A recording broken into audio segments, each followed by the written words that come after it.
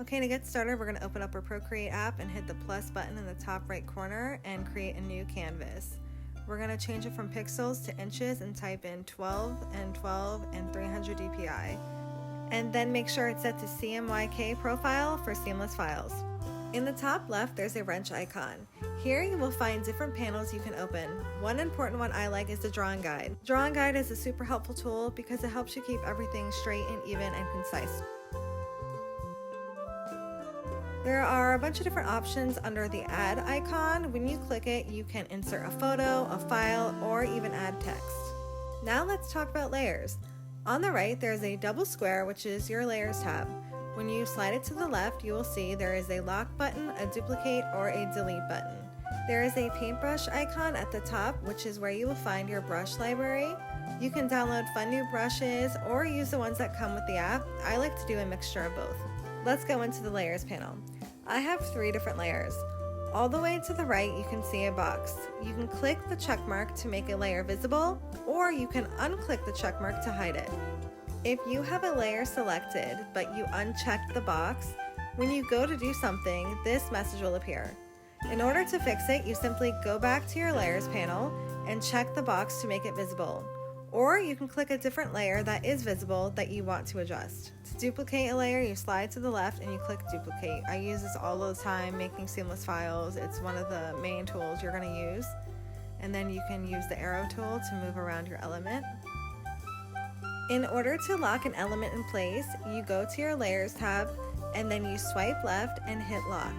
Now you will not be able to adjust that layer. To unlock, you simply go back to the layers panel and you swipe left and hit unlock.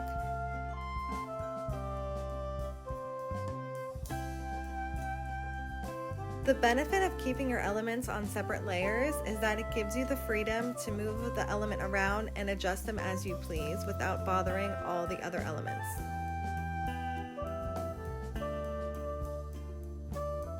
Okay, so say you want to reorder your layers and put a different element on top. You go to your layers panel and you press and hold the layer you want to move and you just drag and drop it. And that is how you reorder your layers. This comes in handy when you want to sketch an image and then add another layer to draw the final copy of it. I'll show you how that works right now. I just went to the sketching brushes and I clicked the 6B pencil. And I'm just going to sketch a quick candy cane really quick to show you.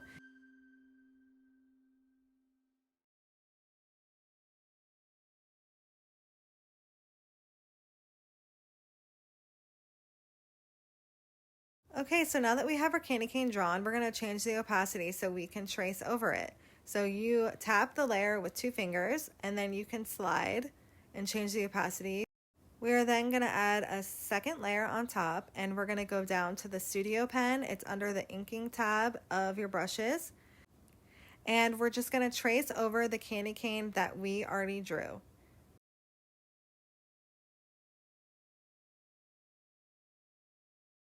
I have made a digital download of these PNG files for you on my website. If you wanted to follow along, you just hit the wrench icon and you choose a file and you import the PNG files.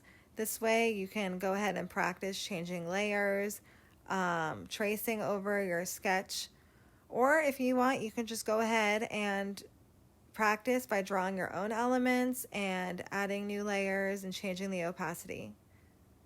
I hope this tutorial helped you understand layers more. Be sure to subscribe to my channel. I will be going over different art techniques I use and how I make seamless files and how to get started making money with seamless files.